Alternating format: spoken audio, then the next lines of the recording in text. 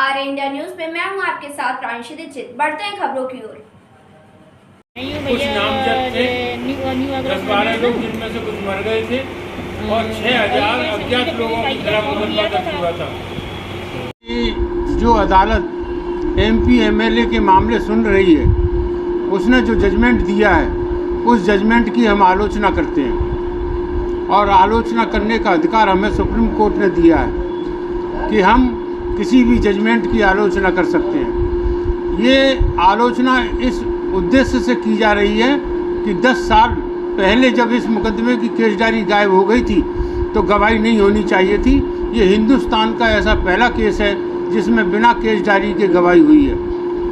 मुलजिमों को बरी कर दिया गया और बरी करने का श्रेय हमारे समाज के 3 लोगों को जाता है, जिनसे समाज दूरी बनाए, अपने पास उन लोगों को ना बिठाए और उन्होंने समाज की पीठ में छुरा भोंकने का काम किया है। जाटम महापंचायत वो रामजीलाल सुमन हैं, करतार सिंह भारती हैं और सुभाष बिलावली हैं।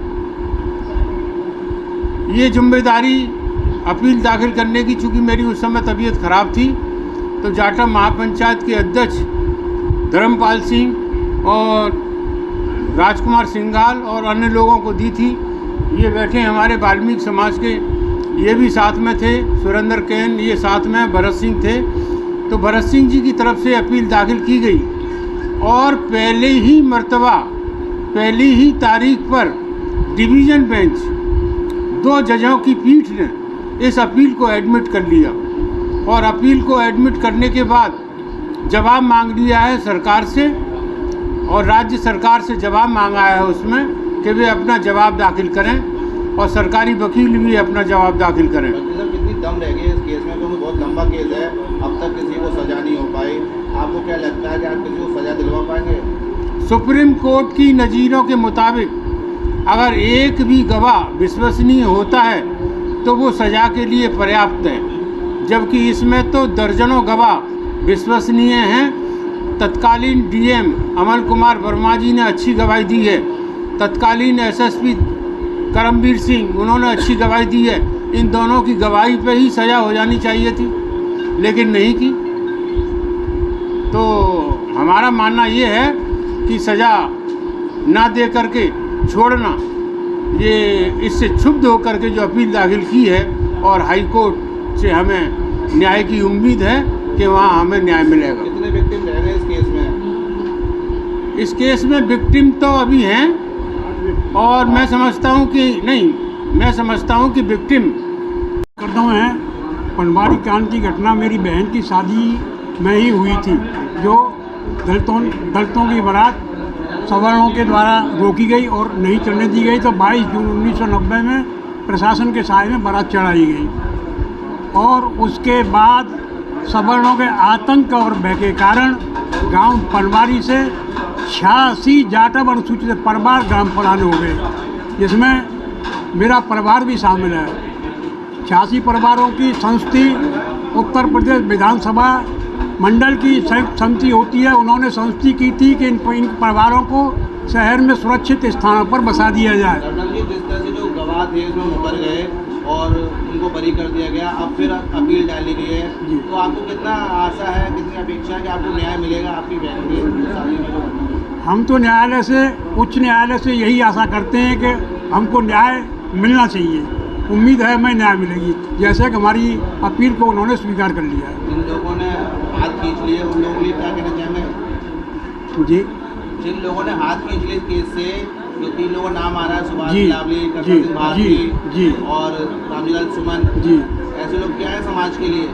वो समाज विरोधी हैं। बस इतना ही कहूँगा मैं, उन्होंने न्याय हित में कार्य नहीं किया, नहीं समाज हित में कार्य किया। पंचायत का सचिव हूँ और हमें उच्च न्यायालय से पूर्ण आशा है कि हमें न्याय मिलेगा और जितने भी आगरा के पीड़ित परिवार हैं, क्योंकि इसमें सारे लोग पीड़ित हुए थे, एक ही परिवार पीड़ित नहीं हुआ था, सारे लोग पीड़ित हुए थे।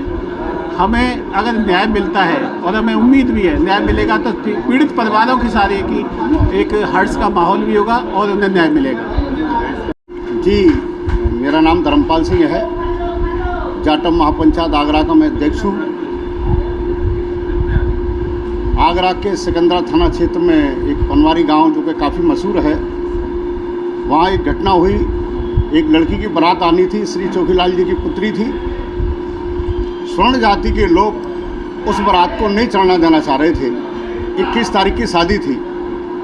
जब इसकी भनक शासन प्रशासन को पड़ी कि बारात नहीं चढ़ने दी जा रही है और वहाँ दंगा होने की पूरी आशंका है, तो आगरा के डीएम, एसएसपी और पूरा शासन प्रशासन वहाँ एकजुट हुआ और 22 जून 1990 को बारात वहाँ चढ़ानी थी। लेकिन वहाँ पूर्ण रूप से पहले तैयारी थी विवाद होने की। वहाँ काफ़ी गोलियाँ चली, लोग हताहत हुए, जिसमें 11 लोग मारे गए।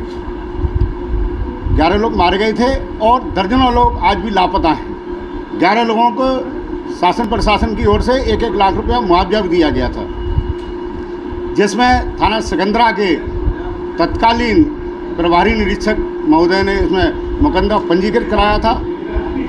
उसमें शासन प्रशासन के लोगों की गवाही भी हुई, जिसमें जाटव समाज के भी 3 लोग गवाह थे, जिसमें श्री रामजीलाल सुमन जी, श्री करतार सिंह भारती जी एडवोकेट जी और सुभाष बिलावली जी, ये लोग गवाह थे। जी मत लगाओ, इनके नाम क्या आगे। ये लोग पूरी तरीके से हॉस्टाइल हो गए। पनवारी कांड के पक्ष में इन लोगों ने बयान दिया, जिसके कारण ये लोग बरी हो गए। 8 के 8 लोग जो उसमें मुलजिम थे, कुछ लोग इसमें से मर गए। करीब 10 साल पूर्व जो केस डायरी होती है, मुख्य जान होती है केस की, आप अधिवक्ता हैं, मेरे से ज़्यादा विद्वान है इस मामले में, तो वो केस डायरी गायब हो गई। जब केस डायरी गायब हो गई तो उसमें बयान कैसे हो गए, ये एक प्रश्न उत्पन्न होता है। लेकिन एक साजिश के तहत मिली भगत के कारण और उसमें बयान भी करा दिए गए। बयान होने के उपरांत वो लोग 8 के 8 लोग बरी हो गए। फिर हम लोगों को देखा गया कि भाई क्या है इसमें, पूरा छाना, पूरी फाइल को देखा तो उसमें केस डायरी नहीं है। फिर हम लोगों ने जाटव महापंचायत के माध्यम से, पूरे आगरा के जाटव समाज के माध्यम से हाई कोर्ट में, माननीय हाई कोर्ट में, न्यायालय में हमने अपील दायर की, जो कि हमारी जो है अपील मंजूर हो गई है। इसी परिप्रेक्ष्य में आज आपको यहाँ बुलाया गया है, जिसमें भाई भरत सिंह जी बैठे हुए हैं, बिटिया के भाई हैं। इनका उस समय जो हर्ष हुआ था, जो परेशानियाँ हुई थी, आनंद फानन में ही इनको एक मकान भी मुहैया कराया गया था, जो सेक्टर 4 में इस समय रहते हैं। जैसे ही ये रिजल्ट आ गया,